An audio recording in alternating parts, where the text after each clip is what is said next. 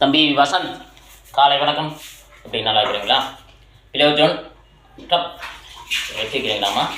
உங்களுக்கு மோட்டிவ் கொடுத்தது உங்களது டீம் அண்ட் ஏபி நண்பர் என்னென்னா, சரியான பவுலர், ஸ்பின் பவுலிங் போகிறீங்க, சூப்பர்.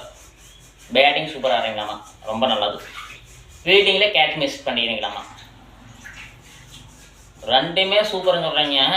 ஃபீல்டிங்கே அடிக்கடி கேட்ச் மிஸ் பண்ணுறத சொல்கிறாங்கன்னா நீங்கள் அதில் கவனமிக்கலையா, இல்லையா நீங்கள் வேலைக்கு போகிறதா வெளியே இருக்கிற நினைவுகளெல்லாம் அந்த கேட்ச் பிடிக்கும்போது வருதா, இல்லை கையிலுக்கு இது அடிபட்டுச்சுன்னா வேலைக்கு போகும்போது எல்லோரும் கேட்பாங்க நினச்சிட்டு பிடிக்காமல் விட்டுறீங்களா, இல்லை பதட்டமா, இல்லை பயமா, என்ன ஏது அது உங்களுக்கு தான் தெரியும். அது என்னங்கிறத அதை ரீசைக்கிள் பண்ணி அது என்னங்கிறத பாருங்கள், சரிங்களா? சுற்றி விளையாடும் போது சுற்றி நினப்புகள் வருதா? அப்போ பேட்டிங்கும் பண்ணுறீங்க, பவுலிங் பண்ணுறீங்க, அப்போ உங்களுக்கு ஒரு பிரச்சனையும் இல்லை, ஓகேவா? ஒரு சிலரெல்லாம் பார்த்தீங்கன்னா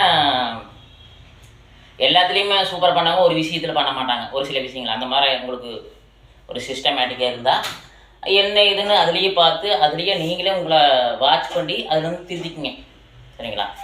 அதாவது திறமையான ஆள், கிட்டத்தட்ட ஒரு ஆல்ரவுண்டருக்கு சமம். கேட்ச் மட்டும் கரெக்டாக பிடிச்சிங்கன்னா ஆல்ரவுண்டர் கேட்டகரி, அவ்வளோதான், வேறு எதுவும் கிடையாது. அப்போ திறமைக்கு சொல்லி கொடுக்கணுங்கிறது கிடையாது. உங்களோட தவறுகள், உங்களோட விஷயம் ஏன் அந்த மனநிலைக்கு வருது, ஏன் பிடிக்க முடியலைங்கிறத நான் சொல்கிறத விட நீங்களே ரீசைக்கிள் பண்ணி நீங்களே பார்க்கணும். அது எப்படி என்ன மிஸ்டேக் ஆகுதுன்னு பார்த்தீங்கன்னா அதுலேருந்து நீங்கள் கற்றுக்கலாம், சரிங்களா? என்ன விஷயம்னு தெரியும். கண்டிப்பாக யோசிச்சு பாருங்கள். ஏன் கேட்ச் பிடிக்கும்போது என்னாச்சு, காலுக்கு இது பிரச்சனை ஆகுதா, இல்லை நிற்கிறதுக்கு எனர்ஜி லெவல் இல்லையா, இல்லை ஓடி போய் பிடிக்க முடியலையா, இல்லை கை கரெக்டாக மாட்ட மாட்டேங்குதா, இல்லை கரெக்டாக கேட்ச் பிடிக்க தெரியலையா, அதெல்லாம் இல்லை. நீங்கள் ஆல்ரெடி நல்ல திறமையான ஆள், அதனால் மிஸ் ஆகிருக்கு வாய்ப்பில்.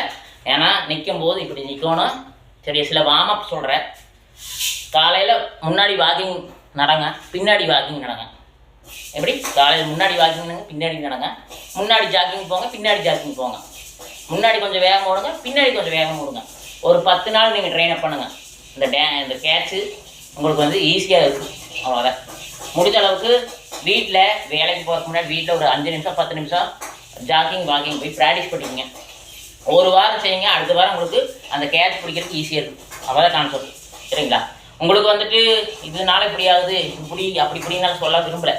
ஏன்னா என்னென்னா நீங்கள் ஆல்ரெடி திறமையான ஆள், அது என்ன விஷயம்னு பார்த்துக்குங்க. உங்களுக்கு மூமெண்ட், பாடி மூமெண்ட்டில் பயமாகுது, மன உறுதி இல்லை அப்படிங்கிற பட்சத்தில் நான் சொன்னால் வார்ம் அப்பு, அதுபோக நான் முன்னாடி நாட்கள் பின்னாடி நாட்கள் கண்டிப்பாக பண்ணணும். கேட்ச் பின்னாடி ஓடி பிடிக்கிறது, முன்னாடி ஓடி பிடிக்கிறது, இதெல்லாம் உங்களுக்கு ஒரு தத்துரூபமான ஒரு விஷயம், சரியா? உங்கள் நண்பர் எப்படி சொல்லியிருக்கிறாரு, அது கேட்ச் அடிக்கடி விட்டுறான ஏதோ ஐடியா கொடுன்னு. கேட்ச் பிடிக்கிறதுக்கு ஐடியா கொடுக்க முடியாது, சரியா தம்பி? ஏன்னா அதை ஓடி போய் பிடிச்சி காட்டணும். இது சிஸ்டமேட்டிக்காக சொல்கிறேன். இந்த சிஸ்டமேட்டிக்காக ஃபாலோ பண்ணிங்கன்னா பெட்டர்.